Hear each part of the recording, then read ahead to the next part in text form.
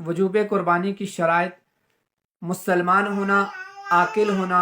बालिग होना, मुक़ीम होना यानी मुसाफिर पर कुर्बानी वाजिब नहीं, और मालिक निसाब होना।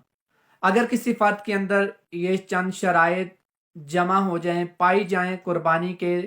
3 अयाम के अंदर, 10 ज़िलहिज्जा, 11 ज़िलहिज्जा और 12 ज़िलहिज्जा, इनको अयाम नहार जिन कुर्बानी के अयाम कहा जाता है, इन 3 अयाम के अंदर अगर किसी मुसलमान के अंदर ये शराइत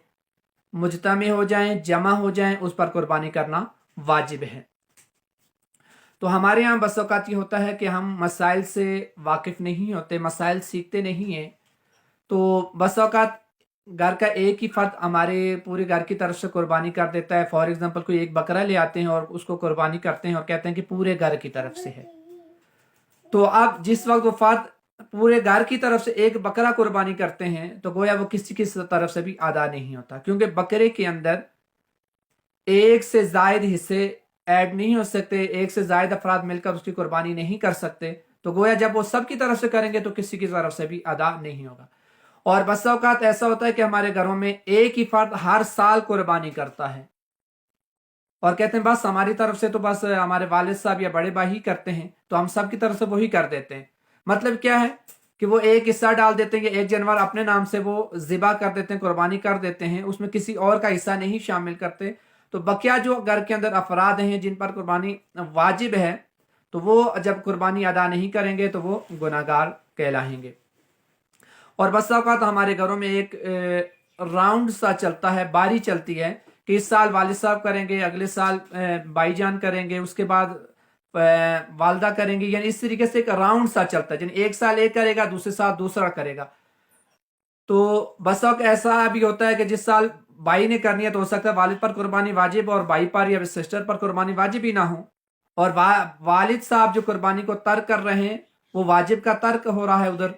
और यहाँ जो भाई कर रहे हैं तो उन पर तो कुर्बानी वाजिब ही ना हो, मालिक निसाब ही ना हो।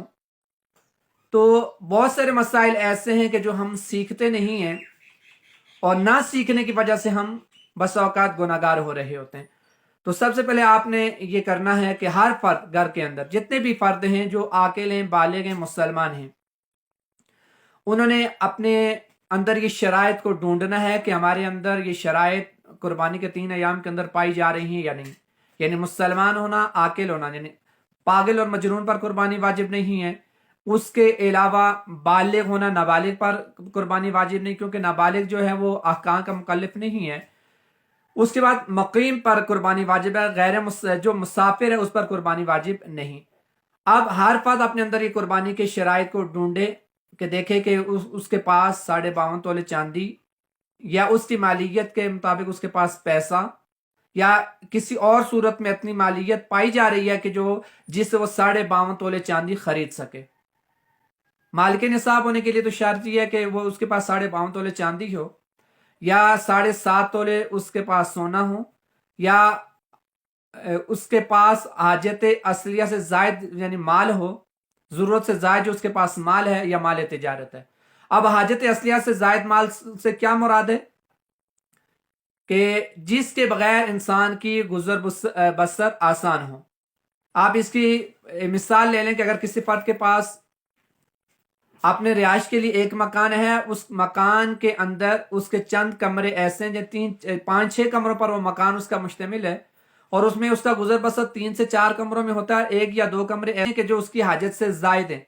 तो अब इन 2 कमरों की कीमत का एतबार किया जाएगा या एक कमरे की कीमत का एतबार किया जाएगा कि उस एक कमरे की या 2 कमरों की जो हाजत से जायद हैं कीमत 52.5 तोले चांदी के बराबर है या नहीं। अगर है तो उस शख्स पर भी कुर्बानी वाजिब है। इसी तरीके बस औक़ात हमारे पास ज़री ज़मीन होती हैं, तो ज़री ज़मीनों पर भी कुर्बानी के एतबार से भी कुर्बानी वाजिब है। किसी के पास प्लॉट लेकर उसने रखे हुए हैं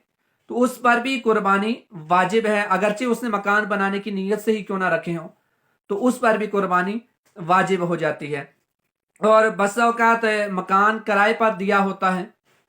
तो जिस शख्स ने मकान किराए पर चढ़ाया होता है तो उस मकान की मालियत पर भी कुर्बानी वाजिब होती है। जो हमारे ऊपर जिन चीज़ों का सीखना फ़र्ज है उनके अहकाम को सीखते नहीं है तो हम गुनाहगार हो रहे होते हैं। अल्लाह ताला हमें सही मानों के साथ अहकाम सीखने